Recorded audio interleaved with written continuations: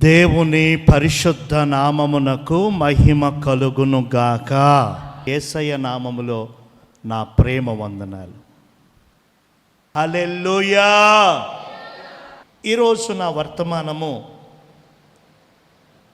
ఏమిటి అని అంటే, యేసయ్య దగ్గరికి చాలామంది వచ్చారు.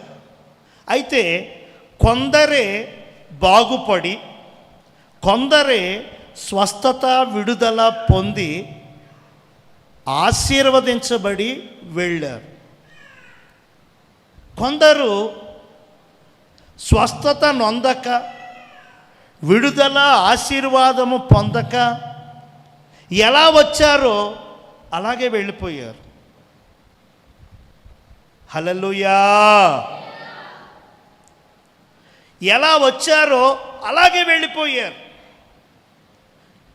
అలాగే ఈ దినాల్లో కూడా ఎక్కడ మందిరం అన్నా సరే ప్రజలు తండోపతండాలుగా వస్తున్నారు. ఇలాంటి ఉపవాస ప్రార్థనలు, స్వస్థత ప్రార్థనలు అంటే ఇంకా ఎక్కువ మంది. తమకొక దైవజనుడు ఉంటాడు, తమకొక సహవాసం ఉంటుంది, తమకొక సంఘం కూడా ఉంటుంది. ఆ సంఘాన్ని, ఆ సహవాసాన్ని, ఆ దైవజనుణ్ణి కాక వేరొక చోటికి, వేరొక స్థలానికి, వేరొక మందిరానికి కూడా ప్రజలు తండోపతండాలుగా వస్తూ ఉన్నారు. ఎందుకనంటే వారికి పని అయిపోవాలి, వారికి వెంటనే స్వస్థత వచ్చేయాలి, వెంటనే వారు అనుకున్న పని జరిగిపోవాలి, అప్పులు మొత్తం తీరిపోవాలి, పిల్లోడు మాటనాలి, కోడలు మాటనాలి, కూతురికి మంచి భర్త దొరకాలి, మంచి అల్లుడు రావాలి. దేవుని నామాన్ని బట్టి నేను తెలియచేస్తా ఉన్నాను, మాకు రుణాలు తొలగిపోవాలి, పిల్లోడు మాటినాలి, ఉద్యోగం వచ్చేయాలి, పెళ్ళైపోవాలి, పిల్లలు పుట్టేయాలి, ఇల్లు కట్టేయాలి. ఇలాంటివి మనసులో పెట్టుకుని దేవుని దగ్గరికి వస్తూ ఉంటారు, మందిరానికి వస్తూ ఉంటారు. హల్లెలూయా. పని అయిపోవాలి. బుధవారం అక్కడ జరుగుతుందంట, అక్కడికి పదండి. సోమవారం ఇక్కడంట, అక్కడ పదండి. శుక్రవారం ఇక్కడంట, ఇక్కడికి పద. శనివారం ఇంకో చోట పద. ఈ తిరగడానికి మూల కారణం ఏంటంటే పని అయిపోవాలి. నేను అంటాను, అవసరానికేనా దేవుడు? అలా ఉండకూడదు. మనం అవసరానికే కాదు దేవుడు, ఎల్లప్పుడూ కావాలి దేవుడు మనకి. దేవుడు ఉంటేనే మన జీవితానికి. దేవుడు లేకపోతే అంతా శూన్యం. కనుక తెలియచేస్తూ ఉన్నాను, మీరు వెళ్ళే సంఘం, దేవుడు మీకు ఇచ్చిన ఆత్మీయ నాయకులు, ఆత్మీయ తండ్రులను మించిన వారు లేరండి. దేవునికి స్తోత్రం. దూరపు కొండలు నునుపన్నట్టుగా మీ సేవకుని విలువ, మీ పరిచర్య, మీ సంఘము ఏమండి విలువ తెలియక అక్కడ అలాగంట, ఇక్కడ అలాగంటని దూరానున్న విషయాలు మీకు అగపడతా, మీ చెవిలో పడతా మీకు అవి ఇంపుగా అనిపించవచ్చు. కానీ మేమేదో వచ్చిన మీకోసం ఏదో చిన్న ప్రార్థన చేసి పంపించేస్తాం, కానీ నిత్యము మీకోసం ప్రార్థన చేసేది మీ దైవజనుడు. ప్రతిరోజు మీకోసం దేవుని సన్నిధిలో చేతులెత్తేది మీ సంఘ నాయకుడు. మొన్న ఒక 12 రోజుల పాటు మేము ఇజ్రాయేల్ దేశానికి, పాలస్తీనాకి, యోర్దానుకి, ఈజిప్ట్కి వెళ్ళాం. ఇంచుమించు 75 స్థలాలు చూసాం, బైబిల్లో ఉన్న స్థలాలు. ఆ 75 స్థలాల్లో ఇంచుమించు సగానికి పైగా, ఒక 30-40 పైగా మేము మోకాళ్ళుని ప్రార్థనలు చేసుకున్నాం. మేము మోకాళ్ళుని చేతులు ఎత్తినప్పుడు, కండ్లు మూసినప్పుడు మేము ప్రార్థన చేసిన విషయం ఏంటంటే, మా సంఘ బిడ్డలు, మా విశ్వాసులు. దేవునికి స్తోత్రం. ఎందుకంటే నా కుటుంబం అంతా అక్కడ ఉంది. నేను, నా పాస్టరమ్మ, దేవుడు మమ్మల్ని ప్రేమించి అనుగ్రహించిన కుమారుడు అక్కడ ఉన్నాం. ఇంకా ప్రత్యేకంగా జ్ఞాపకం చేసుకోవడానికి ఏమీ లేదు. మేము జ్ఞాపకం చేసుకున్నదల్లా సంఘస్థులైన మీరే. దేవుడు మా చేతుల్లోకి అప్పగించిన ఈ పరిచర్యే, దేవుడు మాకు అప్పగించిన సేవకులే, దేవుడు మా చేతుల్లో పెట్టినటువంటి సంఘములనే, ఆ గ్రామాలనే మేము జ్ఞాపకం చేసుకున్నాం. ఆ 11-12 రోజులు కూడా. దేవునికి స్తోత్రం. దైవజనుడంటే ఆషామాషి కాదు. మీ సేవకుణ్ణి ఎప్పుడూ చిన్న చూపుగా చూడకండి. సేవకుడంటే ఆషామాషి కాదు. మీ సంఘాన్ని వదిలి, మీ దైవజనుణ్ణి వదిలి, మీ సహవాసాన్ని వదిలి అక్కడికి పరుగులు ఎత్తొద్దు. అది క్రమము కాదు. దేవునికి స్తోత్రం. నీ బాధ, నీ బలహీనత, నీ కష్టం నీ దైవజనునికి చెప్పు, నీ దైవజనురాలికి చెప్పు. ప్రార్థనా సహాయం కోరు, ప్రార్థిస్తారు. నీవు ప్రార్థించుకో, ఖచ్చితంగా దేవుడు జ్ఞాపకం చేసుకుంటాడు. హల్లెలూయా, హల్లెలూయా. అవసరం వచ్చింది కదా, పని అయిపోవాలి కదా అని ఓ పరుగులు ఎత్తొద్దు. ఏది మడితే అది చెయ్యొద్దు. సాతాను అదే టైంలో మన అత్యుత్సాహాన్ని చూసి, మన కంగారు టెన్షన్ చూసి మనతో తప్పటడుగులు వేయించేస్తాడు. ఏమండి, మనతో లేనిపోని తప్పులు చేపించేస్తాడు. మన అత్యుత్సాహం చూసి, వీడికి పని అయిపోవాలని ఉంది, ఈమెకి అర్జెంటుగా అది వచ్చేయాలని ఉంది, ఆ ఉత్సాహం వాడికి తెలుసు.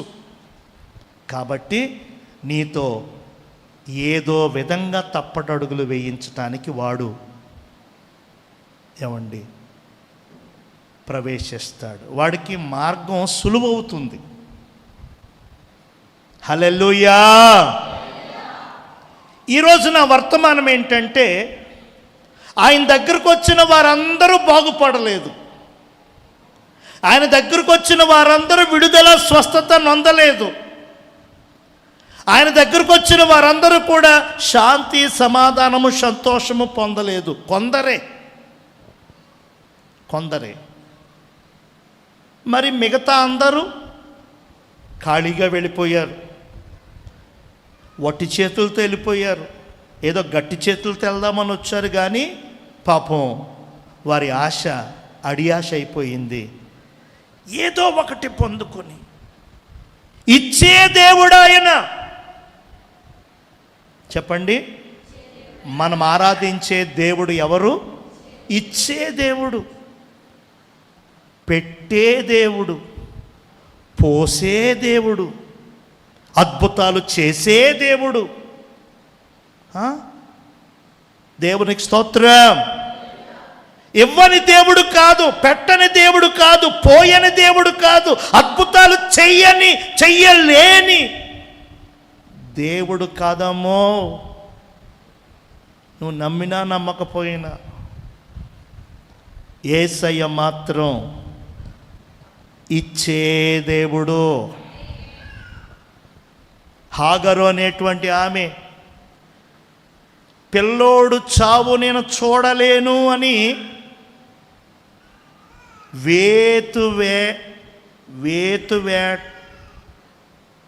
అక్కడ ఏమని ఉంటుందంటే, ఒక వస్తువుని వేయగలిగినంత వెంటి వేత అంటే ఎంతవరకు విసరగలదో అంతలా విసిరేసింది బిడ్డని. తను ఎంత దూరం విసరగలదో అంత దూరం విసిరేసింది బిడ్డని. ఎందుకంటే బిడ్డ అంటున్నాడు, దాహం దాహం, ఆకలి ఆకలి. ఎక్కడి నుంచి తేగలదు నీళ్లు, ఎక్కడి నుంచి తేగలదు ఆహారం? ఏమండి, తరిమేశాడు భర్త. నీకు నాకు సంబంధం లేదు, కటీఫ్ పో. బిడ్డనెత్తుకొని ఏదో కొంచెం నీళ్లుంటే అవి తాగుతూ ప్రయాణం చేస్తూ ఉన్నారు. నీళ్ళు అయిపోయాయి, భయంకరమైన ఎండ, ఎడారి. హల్లెలూయా. పిల్లోడు ఏడుపు, మమ్మీ దాహం, మమ్మీ ఆకలి. ఆగు నాన్న, ఏదోటి చూస్తాను గెంటుకుంటూ వచ్చింది మెల్లిగా. పిల్లోడు ఆగట్లేదు, ఏడ్చేస్తున్నాడు, గొక్క పెట్టేస్తున్నాడు. నోరు ఆరిగిపోయి ఎక్కడ ప్రాణం పోతుందో, నా చేతుల్లో వాడి ప్రాణం పోతే అమ్మో అనుకుని ఇసిరేసిందండి. అలా ఇసిరేసి ఈవిడ ఇంకో మూలకి వెళ్ళిపోయింది. దేవునికి స్తోత్రం. పిల్లోడిని ఇసుకలో ఎడారిలో ఇసిరేసి తాను ఒక మూలకి వెళ్ళిపోయింది. అక్కడ మోకాళ్ళు వేసి ప్రార్థన చేస్తుంది. దేవునికి స్తోత్రం. హాగరును చూశాడు దేవుడు, హాగరు ప్రార్థన విన్నాడు దేవుడు. హాగరు అడిగినట్లుగా నీటినిచ్చాడు. కుమారుడు ప్రాణం పోకుండా కాపాడాడు. దేవునికి స్తోత్రం. ఈ మధ్యాహ్నమందు అలాంటి సర్వశక్తుడైన దేవుని యొద్ద మనమున్నాం. ఇస్తాడాయన, పెడతాడాయన, పోస్తాడాయన, అద్భుతాలు చేస్తాడాయన. హల్లెలూయా. అంట వద్దు, బాగుపడుతుందంట అన్నారండి, అందుకొచ్చానండి. పని జరుగుతుందంట అని చెప్పిందండి ఆవిడ, అందుకొచ్చానండి అనొద్దు. ఆ మాటలు వద్దు. నేను బాగుపడతాను, నేను స్వస్థత నొందుతాను, నేను కార్యం పొందుకుంటాను అని నమ్మి వచ్చానండి. మీరు వచ్చింది ఎక్కడికి? దేవుని చెంతకు. దేవునికి స్తోత్రం. దేవుడేమన్నారు? నా యొద్దకు వచ్చు వానిని నేనెంత మాత్రమును త్రోసివేయను. ఏమండి, ఆయన పిలుస్తున్నాడు రమ్మని. పాపులారా, ద్రోహులారా, వ్యభిచారిణిలారా, దొంగలారా, తిరుగుబాటు చేసిన వారులారా, వేషం వేసుకున్న వారులారా, రమ్మని పిలుస్తున్నాడు ఆయన. కేవలం తెల్ల బట్టలు వేసుకున్న వారులారా, బాప్తీసం తీసుకున్న వారులారా, సేవకులారా, బైబిల్ చదివేవారులారా, ప్రార్థన చేసేవారులారా రండి అని పిలవట్ల. కొంతమంది నన్నే పిలిచారనుకుంటున్నారు. దేవునికి స్తోత్రం. దేవుడు పిలిచింది, దేవుడు ఆహ్వానిస్తుంది, దేవుడు చేతులు చాపుతుంది ఎవరి కోసం అంటే నశించిపోతున్న వారి కోసం ముందు. హల్లెలూయా, హల్లెలూయా. నువ్వు ఎలాంటి వాడవైనా, నువ్వు ఏ స్థితిలో ఉన్నా సరే, నిన్ను బాగు చేసి, నిన్ను బ్రతికించి, నీ బ్రతుకును మార్చి, తనకు సాక్షిగా, తనకు బిడ్డగా, తనకు సొత్తుగా, తనకి ఒక జిరాక్స్గా యేసు ప్రభు జిరాక్సులు మనం, ఆయన ఒరిజినల్, ఆయనలాగే మనం డూప్లికేట్. అలా చేయటం కోసం ఆయన పిలుస్తున్నారండి. హల్లెలూయా. లేదనడు మనకి, కాదనడు మనల్ని, వద్దనడు ఆయన. ఏమండి, వద్దండు ఆయన. హల్లెలూయా, హల్లెలూయా. సమస్త జనులారా చెప్పండి, ఏమంటున్నాడు? సమస్త, ఈ దేశం ఆ దేశం, ఈ భాష ఆ భాష, ఈ కులం ఆ కులం అని లేదు. కులాలు, మతాలు, దేశం విభజన ఇవన్నీ మనం పెట్టుకున్న. దేవుడు పిలుస్తున్నాడు. ప్రయాసపడుతున్నామని తెలుసు ఆయనకి, భారాన్ని మోస్తున్నామని ఆయనకు తెలుసు. హల్లెలూయా. పెద్ద పెద్ద బరువులు ఉన్నాయి మన మీద. నా మీద ఏం బరువు ఉంది అని ఈజీగా తీసి పారేయద్దు యేసయ్య మాట. ఆయన ఏమన్నారంటే, భారము మోసుకొనుచున్న సమస్త జనులారా. ఆయన ఆ మాట అన్నారు అని అంటే భారం ఉన్నట్టే మన మీద. నా మీద ఏ భారం లేదు, నేను ఫ్రీ, ఐ యామ్ ఫ్రీ అనొద్దు. ఇందాక చెప్పాను కదా, అవి డైలాగులు మాత్రమే. ఐ యామ్ ఫ్రీ అంటారు. నాకే భారం లేదు, నాకే బాధ్యత లేదు. అవన్నీ టైటిల్స్ వరకు బాగుంటాయండి, పేర్ల వరకు బాగుంటాయి. జీవితం మాత్రం నువ్వు అనుకున్నట్టు అంత సింప్లీ కాదు. మనం ప్రయాసపడుతున్నామని ఆయనకు తెలుసు. మన మీద బరువులు ఉన్నాయి, మన మీద భారం ఉంది, మన మీద పెద్ద పెద్ద కాడి ఉంది అని దేవునికి తెలుసు. ఒకటి, పాప భారం ఉంది. పాపము చేయని మనిషి ఏడి? ప్రతి ఒక్కడూ పాపే. ప్రతి ఒక్కరూ పాపము చేసి దేవుడు అనుగ్రహించిన మహిమను పొందని వారే.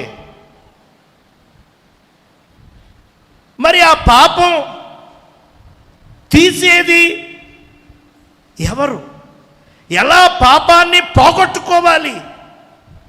పాపము నుంచి ఎలా బయటపడాలి? తెలియట్లేదు. తలనీలాలు అంటే గుండె చేయించుకోవడం, సంవత్సరం అంతా పాపం చేయడం, ఒకసారి గుండు చేయించుకోవడం, మళ్ళా సంవత్సరం మళ్ళా. నేను అనుకుంటాను అప్పుడప్పుడు నవ్వొచ్చి, గుండు చేసిన వాళ్ళకి మళ్ళీ ఎంటుకలు రాకపోతే మొక్కుకొంటారా? అయ్యో బాబు, అయ్యో గీసి కొద్ది వచ్చేస్తున్నాయి కాబట్టి ఓ మొక్కేసుకుంటున్నారు, ఓ ఇచ్చేస్తున్నారు. చాలా సులభంగా ఉంది. ప్రతి ఒక్కరూ పాపియే. మరి ఆ పాపం పోయేది ఎలా? పాపాన్ని పోగొట్టుకోవడం ఎలా? ప్రభు అయిన యేసుక్రీస్తు తప్ప పాపాన్ని తీసివేయడానికి మరొక్కరికి శక్తి లేదు. హల్లెలూయా. ఆకాశమందైనా, భూమి మీదైనా, భూమి కింద ఉన్న పాతాళములోనైనా వేరొక నామము లేదు. దేవునికి స్తోత్రం. యేసయ్య ఆత్మ ద్వారా తప్ప మనకి విడుదల, క్షమాపణ, రక్షణ లేదు. గట్టిగా దేవునికి స్తోత్రం చెప్పండి. మనుషులు ఏ భారంతో ఉన్నారు అని అంటే, మొదటిగా పాప భారంతో ఉన్నారు. అందరూ పాపులే. మరి ఆ పాపాన్ని ఏమండి ఆ పాపాన్ని తీయటం కోసమే యేసయ్య ఎదురు చూస్తూ ఉన్నారు. ఎవరొస్తారో వారికి ఆ పాప భారం తీసి తన పిల్లలుగా చేసుకుంటారు. రెండవ భారం ఏంటంటే రోగభారం. చెప్పండి, రెండవ భారం ఏంటి? ప్రతి ఒక్కరి మీద ఉన్న భారం ఇది, రోగభారం. గుండెల మీద చెయ్యేసుకుని మీరు చెప్పుకోండి. గుండెల మీద చెయ్యేసుకుని ఒకసారి ఆలోచించుకోండి.